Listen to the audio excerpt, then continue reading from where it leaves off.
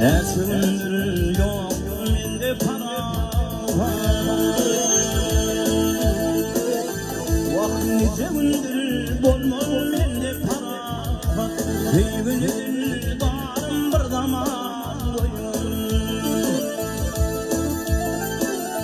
Eğilin koynuma alır mirakadı Sana pek yarım bir zaman koyun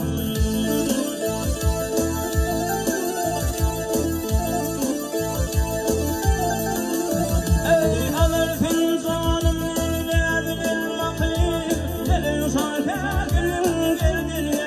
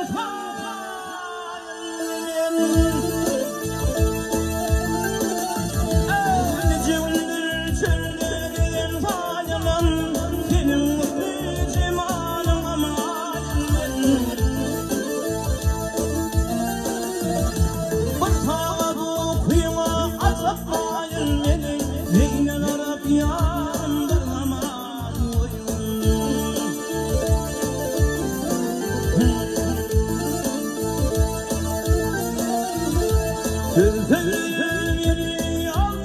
ettim, benim mutluyum varım sağlandın. Vaktadan dolayım yaman var ettin, boylarıma döneyin bir zaman